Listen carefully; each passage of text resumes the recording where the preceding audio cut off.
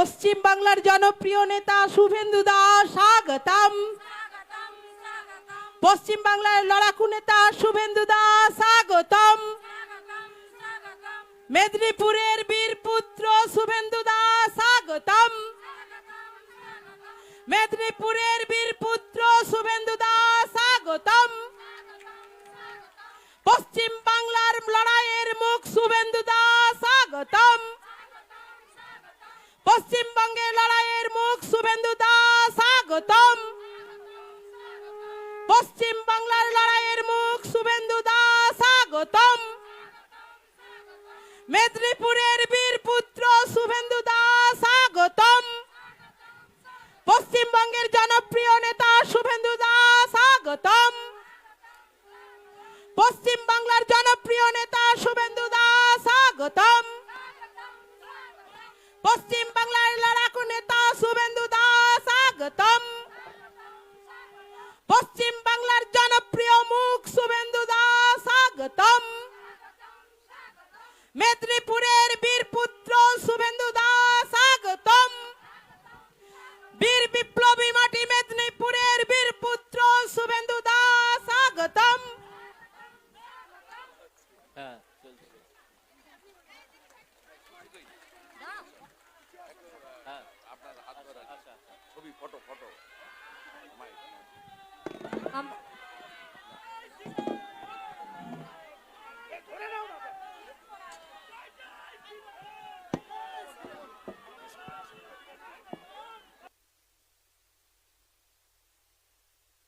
এখন আমাদের ভারত মাতা দীনদয়াল উপাধ্যায় এবং ডক্টর শ্যামাপ্রসাদ মুখার্জির প্রতিকৃতিতে পুষ্পার্ঘ্য নিবেদন করবেন।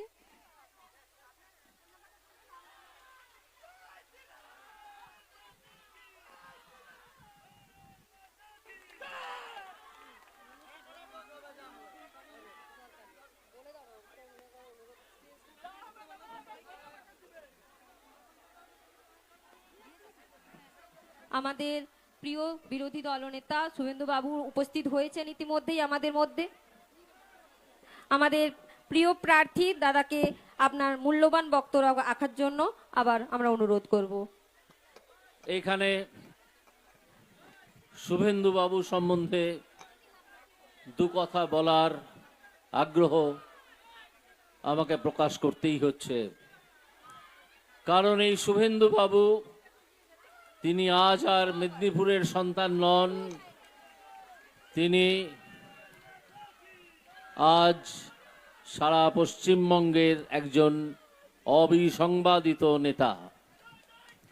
এই শুভেন্দু বাবু উত্তর থেকে দক্ষিণ, পূর্ব থেকে পশ্চিম, এই পশ্চিম বাংলার চতুর্দিকে ছুটে বেরিয়ে প্রায় একার হাতে এই চোর ছ্যাঁচোর দুর্বৃত্ত তোলাবাজদের দল, যে দলের নাম তিনি দিয়েছেন তোলামূল কংগ্রেস, যারা ক্রমাগত তোলা তুলতে থাকে, এই তোলামূল কংগ্রেসের নাভিশ্বাস উঠিয়ে দিয়েছেন। এই তোলামূল কংগ্রেসের বিসর্জনের ঘণ্টা আমরা সবাই শুনতে পাচ্ছি। আপনারা আসন্ন লোকসভা ভোটে আপনাদের ভূমিকা সঠিকভাবে পালন করুন। দেখতে পারবেন যে এই নির্লজ্জা মহিলা মমতা বন্দ্যোপাধ্যায়, যার মুখে এই ধরনের মিথ্যাও আটকায় না যে তার নেতারা নাকি আন্দোলন করতে গিয়ে, লড়াই করতে গিয়ে জেলবন্দি। কিসের লড়াই?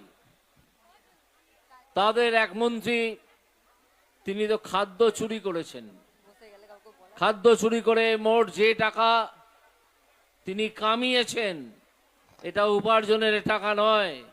উপার্জনের টাকা আমরা বলি যে টাকা মানুষ তার শ্রম দিয়ে পায়, সেই টাকাটা উপার্জনের টাকা।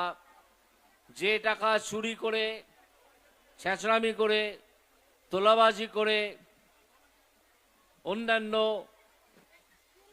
অপরাধমূলক কাজ করে যে টাকাটা তারা কামান, এই তৃণমূলের গুন্ডা তোলাবাজরা সেই কাজ করে এখনো পর্যন্ত একটা মোটামুটি হিসেব পাওয়া গেছে,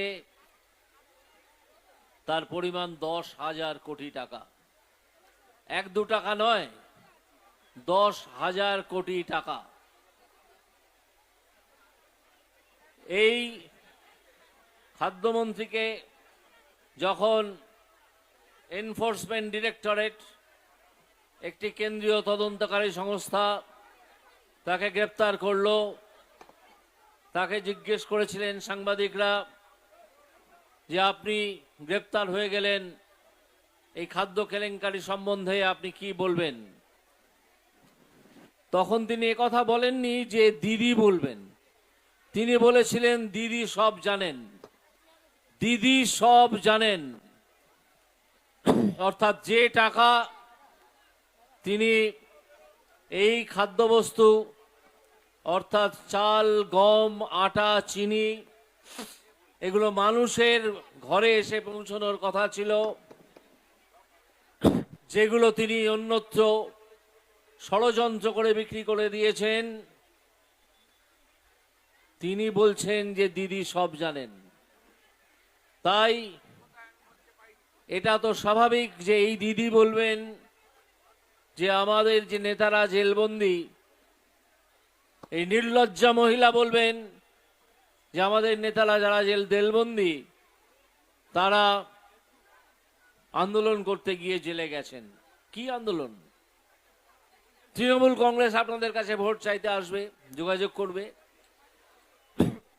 তাদের একটি ডেপো ছোকরা এখানে প্রার্থী হয়েছে, তার সম্বন্ধে আমি বিশেষ কিছু বলতে চাই না, শুধু এই মন্তব্যটি করা ছাড়া যে এই টেপো ছোকরার দল যখন আপনাদের কাছে ভোটের প্রচারের জন্য আসবেন, তাদেরকে আপনারা কয়েকটা প্রশ্ন করবেন।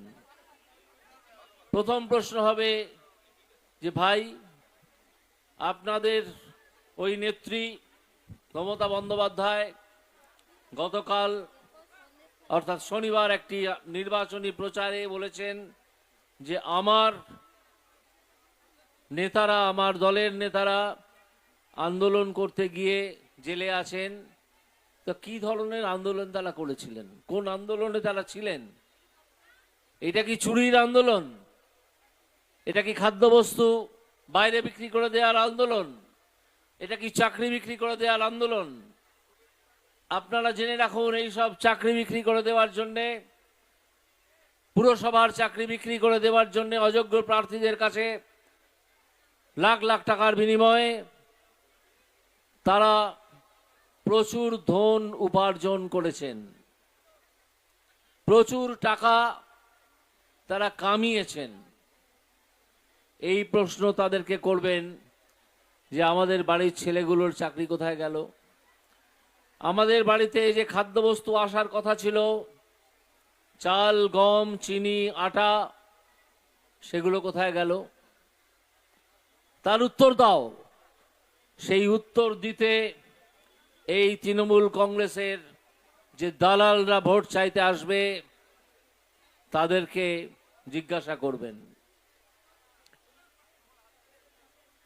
এর মধ্যে আমরা বুঝতে পেরেছি যে বিজেপি অন্ততপক্ষে 25টা আসন পশ্চিমবঙ্গে, এই 42টা আসনের মধ্যে 25টা আসন পেতে চলেছে।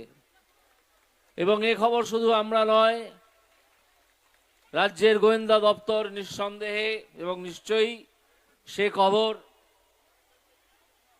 এই নির্লজ্জা নেত্রী মমতা বন্দ্যোপাধ্যায়কে পৌঁছে দিয়েছেন।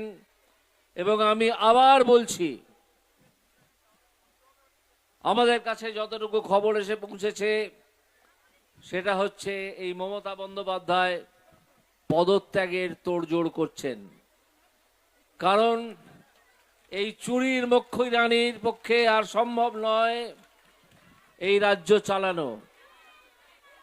তিনি একজন চুরির রানী হিসেবে পরিচিত হয়ে গেছেন, তাকে এখন মুখ্যমন্ত্রী বদল করতেই হবে এবং সেই জায়গায় তিনি একজন চুরির রাজাকে বসিয়ে যাবেন, যিনি তার নিকট আত্মীয়।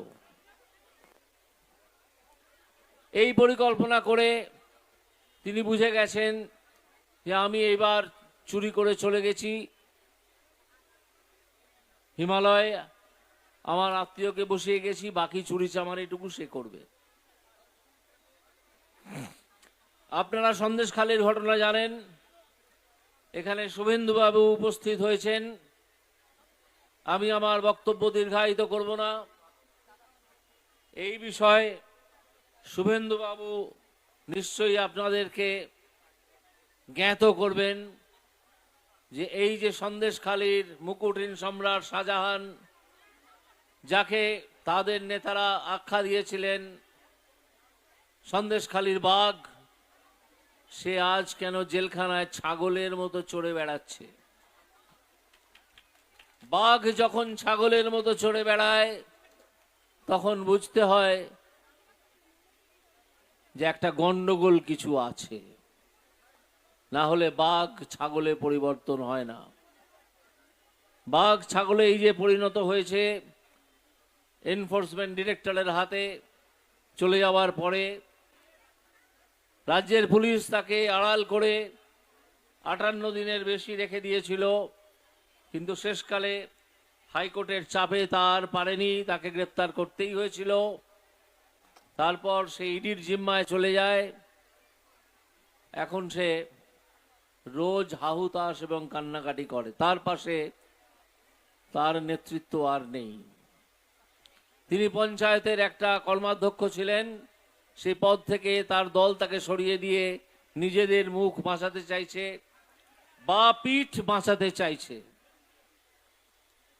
এই শাহজাহান কিভাবে মহিলাদের শ্লীলতাহানি করেছে অন্তত 10 বছর ধরে, কিভাবে মহিলাদের অপমান করেছে, কিভাবে ধর্ষণ করেছে, কিভাবে মানুষের জমি কেড়ে নিয়ে সেখানে নোনা জল ঢুকিয়ে সেই জমিটি নষ্ট করে ভেড়ি তৈরি করেছে, তার কিছু কিছু খবর এবং টিভির সংবাদ আপনারা শুনেছেন এবং পড়েছেন। এই দুর্বৃত্তদের আপনারা পাহারা দেবেন যাতে কেউ একটা ভোটও জাল ভোট দিতে না পারে বা একটা ভোটও অন্যভাবে ফলস ভোট দিতে না পারে মৃত মানুষের নামে বা অনুপস্থিত মানুষের নামে, এবং প্রচার করবেন যে এই মমতাকে একটি ভোটও নয়। আমি আমার বক্তব্য আর দীর্ঘায়িত করব না। আমি আপনাদের সকলের কাছে আবার প্রণাম জানিয়ে আবার একটি কথা, অর্থাৎ ইসকি বার 400 পারের স্লোগান তুলে বলতে চাইব যে আপনারা এমন ব্যবস্থা করবেন, যারাই যেখানে থাকুন, যে দায়িত্বেই থাকুন, যাতে একটা জাল ভোটও এই নির্লজ্জ নেত্রীর দল আসন্ন লোকসভা ভোটে দিতে না পারে। আমার প্রণাম জানুন। এই বলে আমি আমার বক্তব্য শেষ করছি। বন্দে মাতরম। অসংখ্য ধন্যবাদ আমাদের প্রিয় প্রার্থী, সম্মানীয় বিচারক আমাদের অভিজিৎ বাবুকে। এবার আমাদের মধ্যে উপস্থিত হয়েছেন আমাদের প্রিয় বিরোধী দলনেতা সম্মানীয় শুভেন্দু বাবু। শুভেন্দু বাবুকে বরণ করে তৃণমূলের বিসর্জন। আপনাদের চ্যানেল কাল থেকে টুইস্ট করে করে বলছে সোমবার, আমি সোমবার বলিনি, আমি বলেছি সপ্তাহের শুরুতে যে অবস্থা হবে তাতে পিসি ভাইপো বেসামাল হবে। ওয়েট, আজকে রবিবার, আজকে রবিবার অপেক্ষা করুন। সরকারি গাড়িতে চড়ে কৃষ্ণনগরে তৃণমূল প্রার্থী মহামৈত্রের বিরুদ্ধে মনোনয়ন জমা দিতে যাওয়ার অভিযোগ।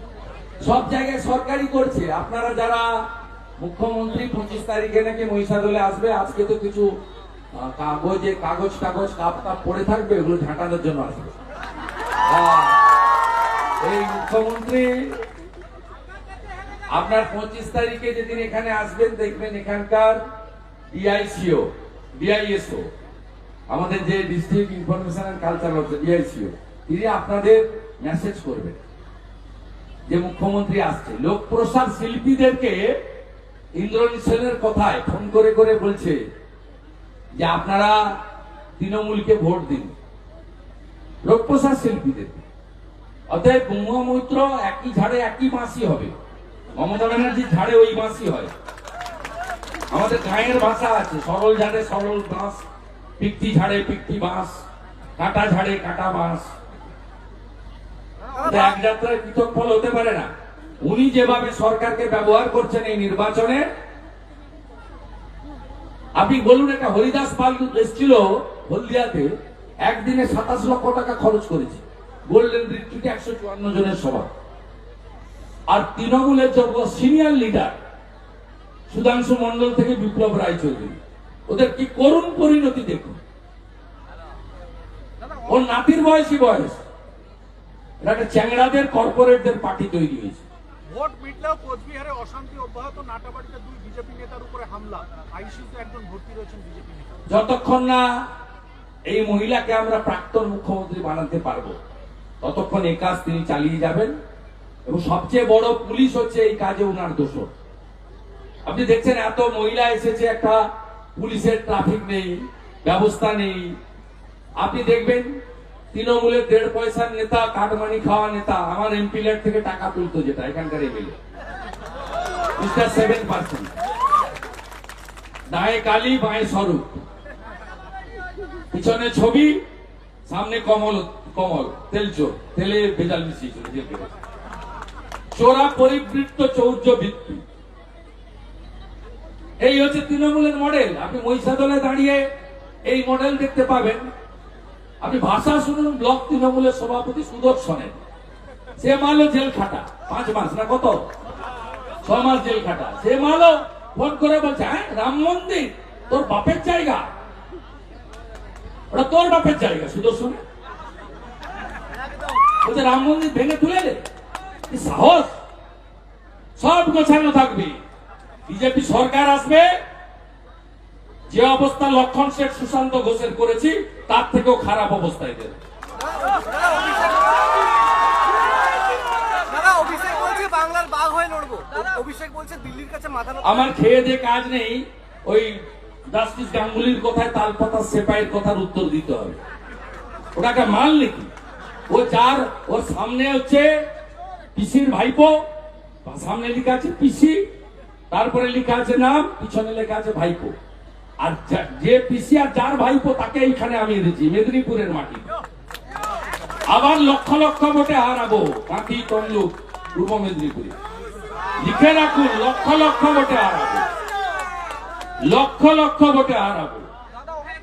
এখানে লতায় পাতায় শিকড়ে শুভেন্দু অধিকারী আছে, এরা সব আমার আত্মীয়। ভোট শেষের পর দেখা গেল আপনার দলের কর্মীরা মিষ্টি খেলো আর নাচানাচি করলো তৃণমূল, রেজাল্টটা কি হবে? রেজাল্ট রাষ্ট্রবাদীরা 3, চোরেরা 0। চোরেরা 0। ওরা এটা করেছে যাতে পরের দফাগুলোতে ওদের এজেন্ট বসে। আমি আপনাকে লিখে দিচ্ছি, নিশ্চিত প্রামাণিক 54,000 ভোটে জিতেছিল গতবারে, এবারে 1,08,000-এর বেশি ভোটে জিতবে। জলপাইগুড়ির মার্জিন বাড়বে, আর মনস্টিকা কত ভোটে জিতবে কেউ জানে না, ওরা 4 লাখে গিয়ে থামতে পারে। আমার কাছ থেকে নেবেন, ও তো মর্নিং শোজটা দিয়েছে। আমার সভাতে যা লোক হয়েছে, পিসি মনির সভাতে পুলিশ দিয়ে ভিডিওকে দিয়ে লোক আনিও লোক হয়নি। গতকাল আমি রতুয়াতে সভা করেছি, 10,000-এর বেশি লোক, 65% মাইনরিটি থাকে ওখানে। আর মমতা ব্যানার্জি গাজলে সভা করেছে 2,000 লোক। মমতা ব্যানার্জি এনায়েতপুরে সভা করেছে 3,000 লোক। তার থেকে 5 কিলোমিটার দূরে অমৃতিতে আমি সভা করেছি 15,000 লোক। বাজার খুব খারাপ, খুব খারাপ। রেজিনগরে কাল রাত থেকে বোমাবাজি চলছে। হ্যাঁ, রেজিনগরে কাল রাত থেকে বোমাবাজি চলছে। ফরিদের বাড়িতে বোম ফাটান খেটেছে, যারে বোম ছিল 13টা করে, আমার কাছ থেকে নেয়। পুলিশ চাপার চেষ্টা করছে আর সাংবাদিকরা বের করানোর চেষ্টা করছে, তাই তো? আমাকে সঙ্গে সঙ্গে ওই গ্রামে আমার লোক আছে। দাদা অমিত মালব্যর বিরুদ্ধে এফআইআর, অমিত মালব্যর বিরুদ্ধে এফআইআর। লেডি কুত্তার লেজে বেঁধে দিতে হবে। লোগো পরিবর্তন মমতা বন্দ্যোপাধ্যায় বেশ করেছে। গেরুয়া শৌর্যের প্রতীক, বীর্যের প্রতীক, স্বাভিমানের প্রতীক, হিন্দুস্তানের প্রতীক, ভারতবর্ষের প্রতীক। স্বামী বিবেকানন্দের গায়ে থাকে গেরুয়া। গেরুয়াকে যারা আক্রমণ করবে তারা দেশ বিরোধী। শুধু দূরদর্শনের লোগো নয়, সবাইকে গেরুয়া করা উচিত। গেরুয়া ছাড়া কোনো কাজ হতে পারে না। স্বামী বিবেকানন্দ গেরুয়া পোষণ করতেন। গেরুয়া হলো আমাদের দেশের স্বাভিমান এবং শৌর্যের প্রতীক। ভারত মাতা কি, ভারত মাতা কি।